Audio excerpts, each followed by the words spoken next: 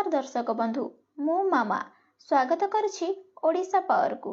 आज नवेम्बर 9 तारिख चलतु जान रखा कौन रही आज सब किछि टॉप न्यूज अपडेट। सुभद्रा योजना को नहीं आसिला बड़ अपडेट।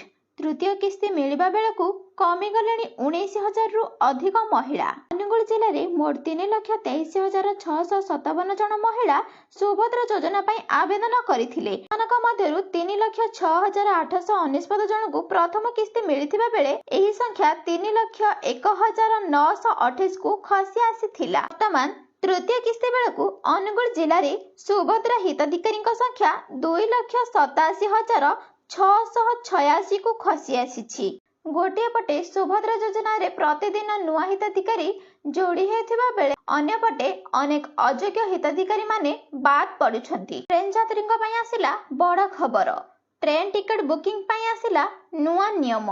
जदि आपण आईआरसीटीसी वेबसाइट किंबा मोबाइल ऐप माध्यम रे टिकट बुकिंग सकाळ समय रे करूछंती तेबे आपण आपनकर आधार कार्ड जांच कराई नियंतु। एने रेल मंत्रालय सूचना मिलिछि। एही निष्पत्तिर मुख्य उद्देश्य हेउछि टिकट बुकिंग व्यवस्थार पारदर्शिता आनिबा एवं दलाल और ब्लॉक बुकिंग करुथिबा लोकमानकु रोकिबा। लोकंक पई आसिला खुशी खबर। आरबीआई रो नुआ उपहार। एबे पिला माने भी करि परिबे डिजिटल पेमेंट।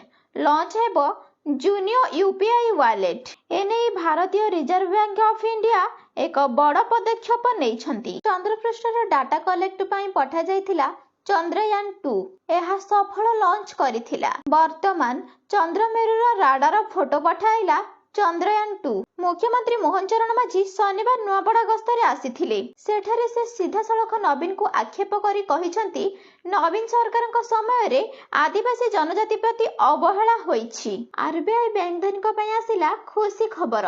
आरबीआई करिछि बड़ घोषणा। जदि आपनक पाखरे अधिक रूपा अलंकार किंवा रूपा मुद्रा रहिछि तेबे आपनक पई खुशी खबर। सोना परी एबे रूपारे मध्य नै परिबे लोन। एने भारतीय रिजर्व बैंक सूचना देइछि।